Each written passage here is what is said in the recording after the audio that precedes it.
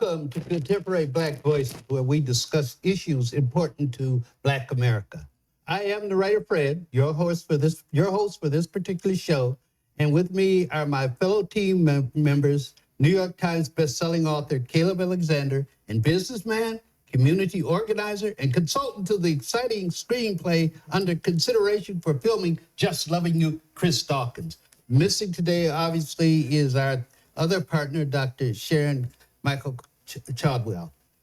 Today, we plan to take a trip into the past and revisit the 1995 Million Man March organized by Minister Louis Farrakhan of the Nation of Islam and Benjamin Chaffetz Jr., former executive director of the NAACP. On that day in October, it was estimated that approximately 600,000 Black men stood on the grounds of the Capitol Mall and pledged to convey to the world a vastly different picture of the Black male than has been projected over the decades.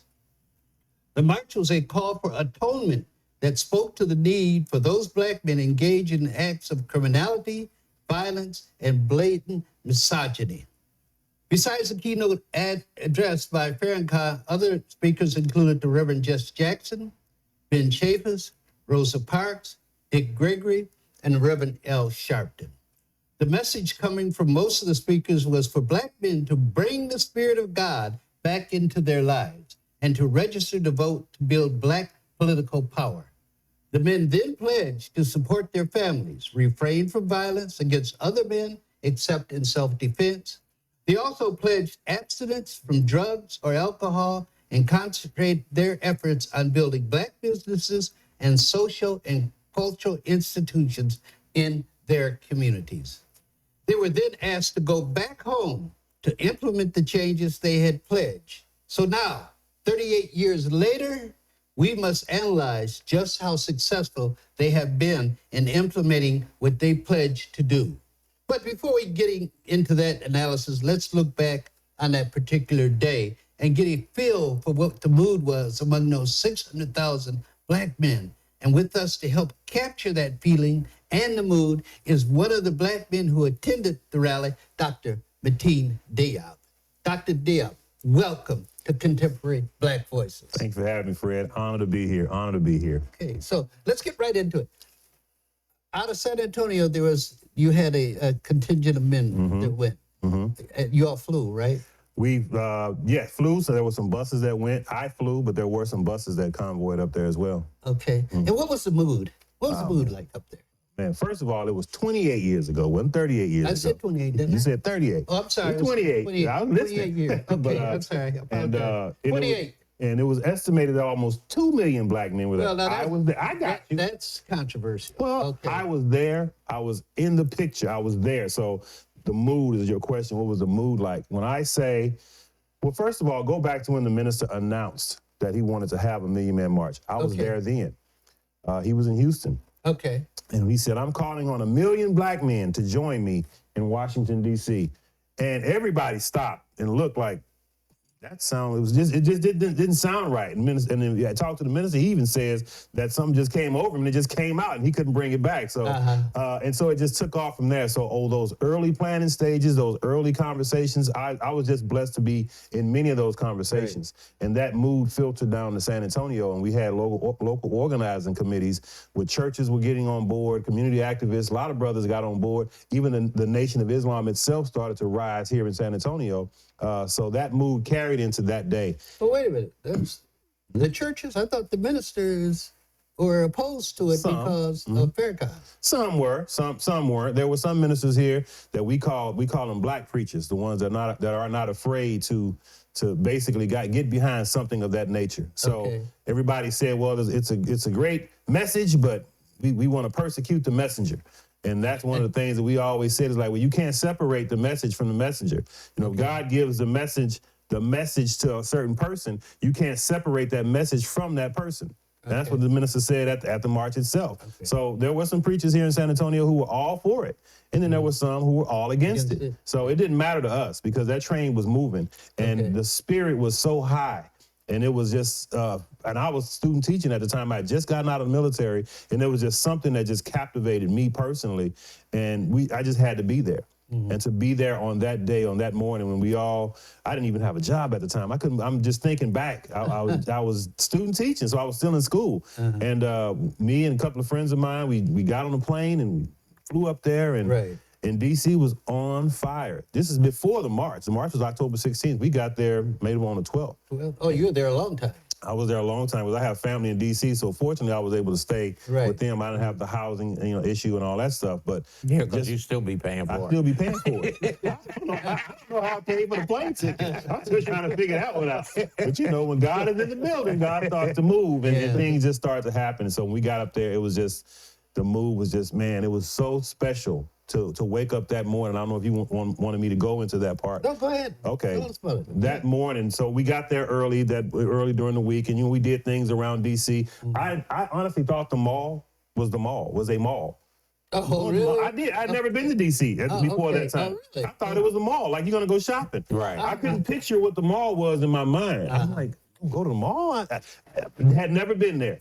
And so when we got there, I was able to take tours of DC with local black folk in DC that were from there. Just the hood tour is what we call. Hey man, we're gonna take y'all and show y'all this and show y'all that. I was fascinated, blown away by what these young brothers were telling me about DC, how it was laid out, who laid it out, the reason behind the oblique, the reason behind why the White House sits and where the reason why Pennsylvania Avenue is, you look behind it, the hood is right there. There was specific reasons why DC was laid out the way it was laid out. I was just fascinated by that. I had never been, and just walking up and down now I know what the mall is, just walking up and down and seeing the monuments and seeing, the Thomas Jefferson in the buildings and the FBI, all that stuff. It was just amazing to me, and I had never been at that time, So the morning of the march, we woke up probably 3 o'clock in the morning. And DC has a subway system, of course, and to get on those trains that morning, they were packed with brothers. I mean, packed. It was 5 o'clock in the morning.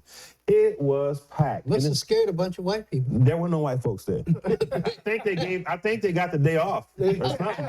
Because nobody else was on the trains but us. But it was just peaceful. It was a nice cold October morning. We had our jackets on, and we got on the train, and it was like, and it was like a call to prayer, if you would. And we get there, and you could just almost hear a voice in the wind. It was just so peaceful and calm. So we're on the train. Again, I had never even been on a train before that day. I mean, to get on the metro and ride on the Orange Line and all that was all foreign to me.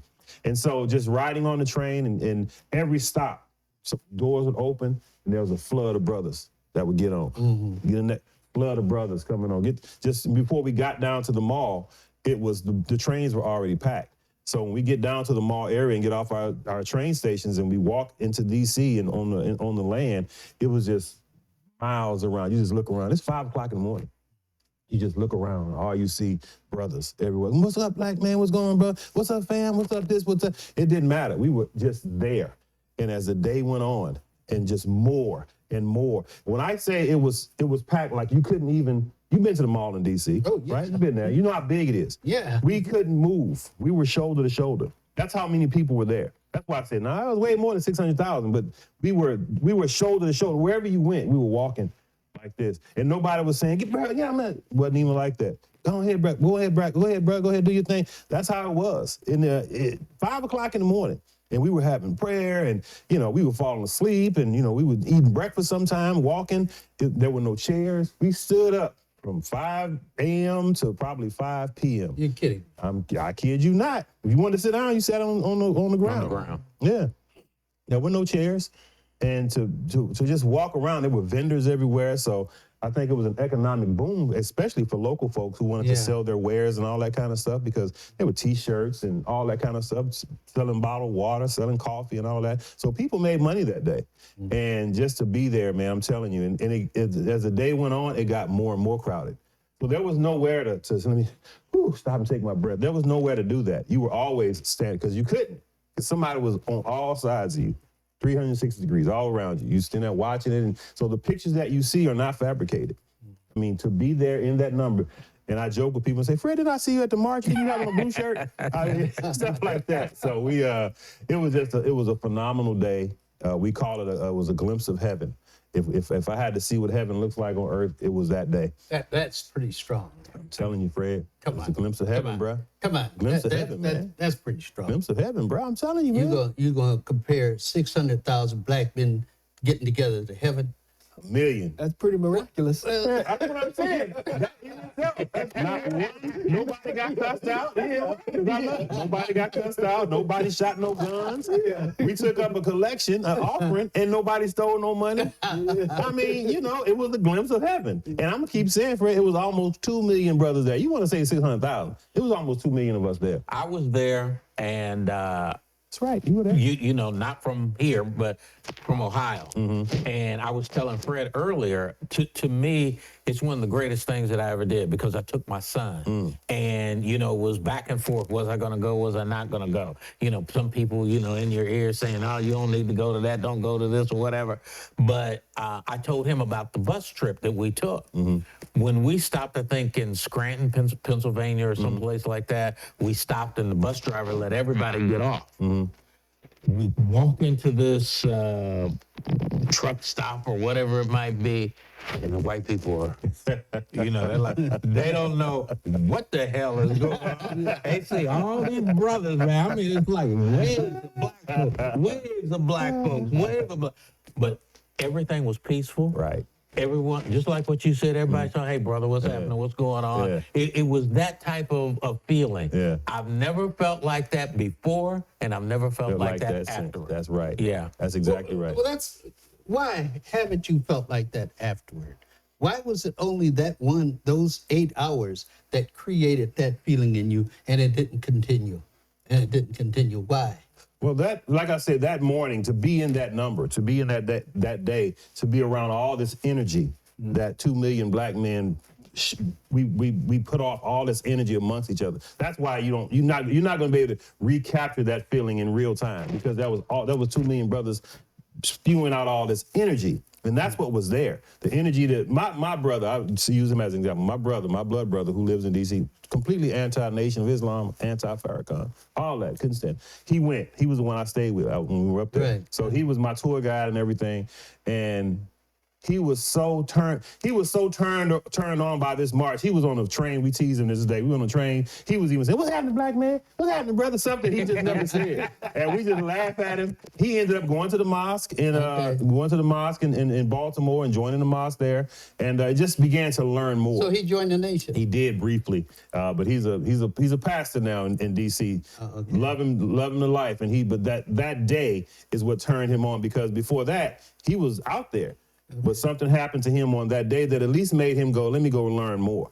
Okay. And so when he started to learn more, it just kind of catapulted him to do other things. And he ended up becoming a very well-known preacher in D.C., which is what he does now. And so I'm proud of him for that. But it was that march, in my opinion, it was that march that day that made him say, you know what, there's something else I need to do. Okay, we got about 45 seconds. Okay. Can you wrap up in the 45 seconds what you would like to leave to our viewers about that march? I think I would like to leave with viewers just the idea, the notion that when black men come together, we'll come together and we can come together for the positive good for our community. Minister Farrakhan gave all of us a pledge. Say your name, pledge that from this day forward, I will XXX. Remember what those pledges were. Register to vote, to retake your communities, start your own schools, start your own businesses, do those types of things. And I believe that energy that we had that day will continue and permeate throughout the world. Okay, well, Dr. Diop, thank you for coming in and sharing with us the mood that was there that particular day. So we're going to take a break here, but when we come back, we're going to examine just what you said, that he sent brothers to do and see how well they've done it. Okay. So Contemporary Black Voices will be right back with you as we analyze how successful has the Million Man March been. Is that We'll be 14 right back. minutes? That was a quick 14 minutes. It goes by so fast. It did go by fast.